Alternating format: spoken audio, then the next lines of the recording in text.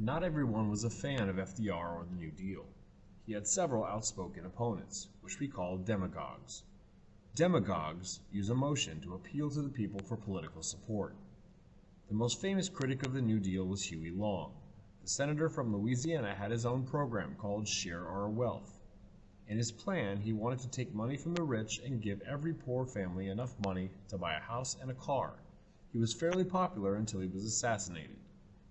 Dr. Francis Townsend felt that FDR could do more to help the economy. He advocated for old age pensions, which was money paid out to retired workers. Father Coughlin gave radio addresses that were very critical of FDR. He wanted the government to nationalize or control all banks and utilities. Right-wing Republicans feared the New Deal because they believed it gave the government too much power. It went against their philosophy of laissez-faire. They saw it as a threat to free enterprise because the government was regulating business. They also didn't like that he was spending more than it was coming in taxes. FDR easily won re-election in 1936. His second 100 days are known as the Second New Deal. He was aided by his wife and social reformer Eleanor Roosevelt. She helped shape and get his Second New Deal programs passed. The First Lady tried to help children during the New Deal. Because of this, FDR created the National Youth Administration. It was created to provide education, jobs, counseling, and recreation for young people.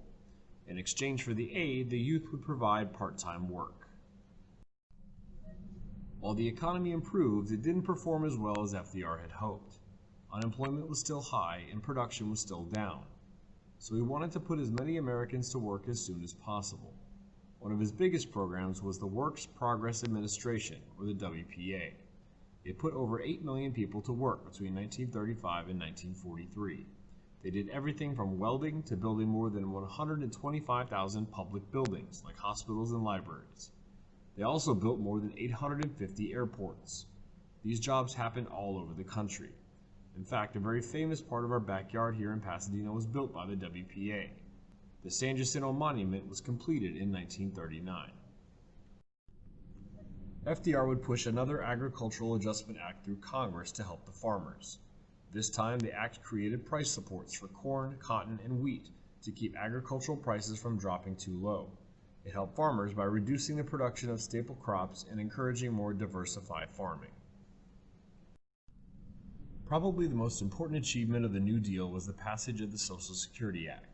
It gave aid to families with dependent children and the disabled, provided unemployment compensation, and provided old age pensions for retirees 65 years or older and their spouses. This would provide much needed income for people who were unable to work. After the National Industrial Recovery Act was declared unconstitutional by the Supreme Court, organized labor was again looking for relief from employers who had been free to spy on, interrogate, discipline, fire, and blacklist union members. In the 1930s, workers had begun to organize, and in 1933 and 1934, a great wave of strikes occurred across the nation. Violent confrontations occurred between workers trying to form unions and the police and private security forces defending the interests of anti-union employers. In a Congress sympathetic to labor unions, the National Labor Relations Act was passed in July of 1935. The broad intention of the act, commonly known as the Wagner Act, was to guarantee employees the right to self-organization, to form, join, or assist labor organizations, to bargain collectively through representatives of their own choosing, and to engage in concerted activities for the purpose of collective bargaining or other mutual aid and protection. The NLRA applied to all employers involved in interstate commerce, except airlines, railroads, agriculture, and the government. FDR also passed the Fair Labor Standards Act. It set a national minimum wage, limited the work week, and required employers to pay overtime. He also made it illegal to hire kids in factories. With Mrs. Roosevelt's urging, FDR appointed women and minorities to positions they had never held in any administration. He appointed Frances Perkins to be the first female cabinet member as Secretary of Labor. She helped create the most influential piece of legislation to come out of the New Deal, the Social Security Act. Many women worked on FERA projects. The WPA was the first program to directly assist women. It included single women, widows, or women with disabled husbands. Many women worked on sewing projects, making bedding and clothing that were given to hospitals and charities. In addition, some were hired for the WPA's school lunch program.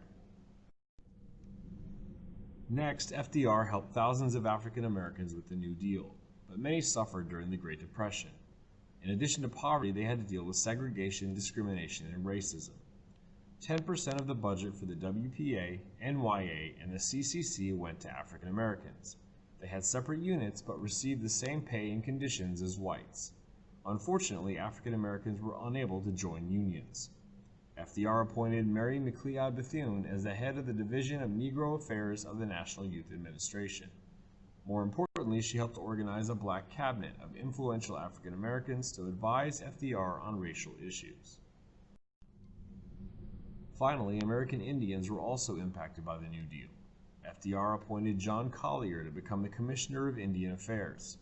He created the Indian Reorganization Act of 1934, which gave American Indians more autonomy and independence. It also reversed the federal government's policy of assimilation that began back in 1887 with the Dawes Act. Through his New Deal policies, FDR was able to create a coalition of diverse groups dedicated to supporting the Democratic Party. This coalition was made up of Southern whites, African Americans, urban groups, and unionized industrial workers. As a result, Democrats dominated national politics throughout the 1930s and 1940s. America needed an escape from the hard times of the Great Depression. Movies provided an outlet for them. Gone with the Wind was a drama about life among Southern plantation owners during the Civil War. If you account for inflation, it's the #1 movie of all time. It has made the equivalent of $1.8 billion domestically, selling over 202 million tickets. Just to compare, Avengers Endgame sold 95 million tickets, making 871 million in U.S. box office sales. Gone with the Wind is currently ranked 4th on AFI's Top 100 Movies list. Another popular film released during the Great Depression was King Kong. This monster adventure romance was released to rave reviews and is considered as one of the top 5 horror movies of all time. Although the special effects don't hold up to today's standards, it has been re-released 5 times, remade several times, and its story still holds up today. In 2021, another King Kong movie will be released by Warner Brothers. The original King Kong is currently ranked number 41 on AFI's Top 100 Movies list. Finally, a film that still captures the hearts of Americans today is The Wizard of Oz. This magical film was released in 1939 and is widely regarded as one of the greatest films of all time. It was based on the Frank Baum novel and is best known for its introduction of color to the big screen. It received numerous Academy Award nominations and won for Best Original Score and Best Original Song. It is currently ranked number 9 on AFI's Top 100 Movies list. Radio was an even cheaper alternative. Families spent hours in front of the radio listening to their favorite programs. They offered excellent dramas and variety programs. Orson Welles, an actor, director, producer, and writer, created one of the most renowned radio broadcasts of all time, called War of the Worlds, on October 30th, 1938. This broadcast created a panic across America.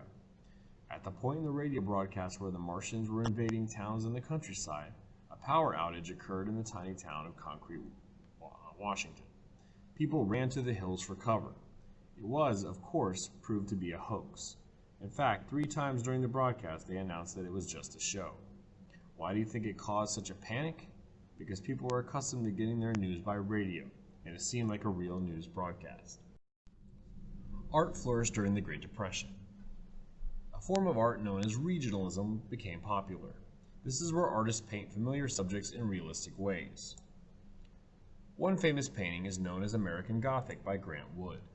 It depicts a farmer from Iowa standing beside his daughter, often mistakenly assumed to be his wife. The painting is named for the house's architectural style. The people in the painting were modeled after the artist's sister and their dentist. The painting is seen as a depiction of the American pioneer spirit during the Great Depression. Americans also escaped in books. Richard Wright was an African American who wrote Native Son.